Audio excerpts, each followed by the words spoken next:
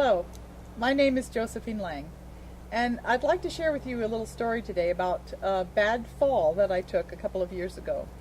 I was going through a gate and I turned around to go back and get something, and the next thing I knew I had taken a flying leap through the air and landed on my forearms and my chin on a concrete pathway. And I was very hurt. It was, of course, like all falls, it happened instantaneously and was a great surprise. And I had the wind knocked out of me a little bit, and it took me a moment to sort of rearrange and gather myself and get my wind back into my lungs. And I rolled over onto my back to sort of help sort myself out.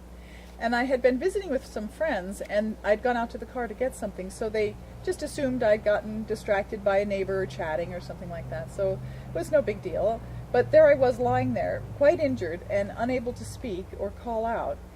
And in a way, that was a very good thing, I've come to realize, because if we immediately bounce up, which we are so often encouraged to do after an injury, we don't have time to really unscramble ourselves. And so as I laid there on my back, looking up into the sky, I realized that, certain things wanted to move a little bit. I wanted to straighten out one leg. I wanted to move my spine a little bit. And I had dislocated my jaw because I was unable to close my mouth.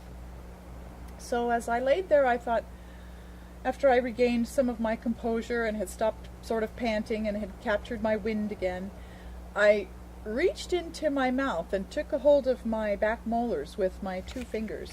I just grabbed onto them like that and just gently let the weight of my hands, it felt good to do, so I went ahead and followed my own intuition on it. Just let the weight of my arms lightly pull forward on my jaw. Now, I'm not saying that this is the way to heal any dislocated jaw, but just listening within to what my body wanted in that moment was how I was able to relieve it. And after a few moments of doing that, I let go, and my jaw was able to close much further. So I thought, well, gosh, maybe I'll try that again. And so I did.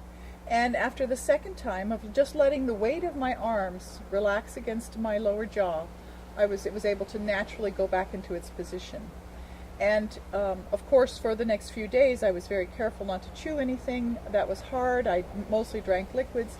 But the injury healed completely. So many people have problems with TMJ or other jaw problems that I didn't want to get into that situation.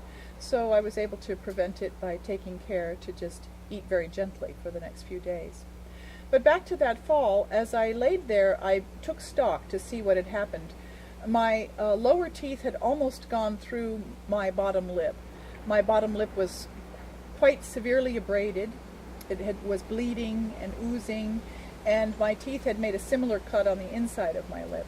So I thought, okay, that's a pretty serious situation. Fortunately, none of my teeth were knocked loose, but it was quite a bad injury right there.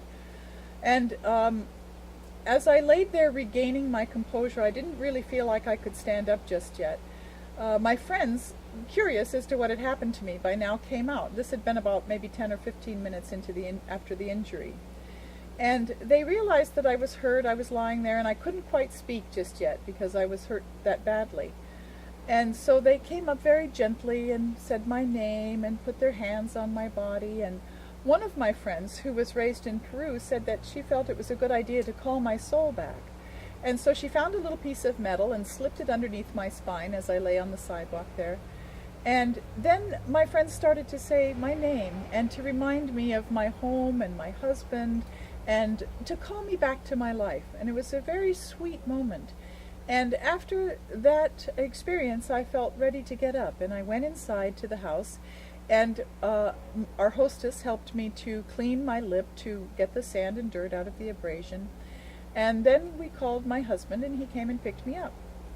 And I went on home, and I drew myself a nice warm bath, an Epsom salts bath, which Epsom salts is such a wonderful healing thing. The salts help to pull the dead toxic adrenaline out of your body and out of your tissues into the water. And so I took a nice long Epsom salts bath with candlelight, and I sang little tones to myself, like little oh or ooh or whatever felt right. And I allowed my body to move in the tub, to begin to re-articulate and to find its natural placement. And shortly after that, I saw a recording of a video clip of a downhill skier who was performing in the Olympics, and she took a horrible fall, and she fell really badly. And she didn't move after falling. And her coaches and all the assistants and medical personnel came up to her, and she stayed very still for a long time. And I thought at the time, oh my gosh, this poor woman, she was a contender for the gold medal. And I thought, she may not ski again this season. But interestingly enough, the next day, she went on to go ahead and take the gold medal. And I realized that if we give ourselves time to unscramble ourselves, and also if we are very athletic, which I myself am not an athlete, but I do get my exercise every day. I either dance or I swim for an hour. I like to get hot and pink and sweaty every day. I ride my bicycle. I do high energy combo fitness training and lifting weights and carrying on, so that I keep my body very tuned, and my body knows, my entire skeleton knows its correct placement in time and in space with movement. And that is, I think, a very important thing, and I think that's why that downhill skier was able to recover so quickly, and myself. After my hot bath, I went to bed, woke up in the morning, and I was able to go to my high energy combo fitness class and perform perfectly without any pain after such a tremendous fall. And so I think that that's a very important thing for us to keep in mind, keeping healthy, keeping toned, keeping our bodies exercised. And I have one friend who has shared with me that she feels that people who have found themselves in nursing homes, that happens because they have grown weak to death, that they have allowed themselves to get so weak that they are no longer able to really function and use their muscles in a good way. So I just wanted to share this with you so that, and there was one other thing. I did take arnica and hypericum several times right after the fall and then through the night, homeopathic, which is available in your healthy food store. Just one little ball as needed from time to time. And that's how I woke up, feeling just fine the next day. So just to mention that, to keep in mind, because trips and falls do happen. They happen when we least expect them, and it's a nice thing to be able to heal from them very quickly.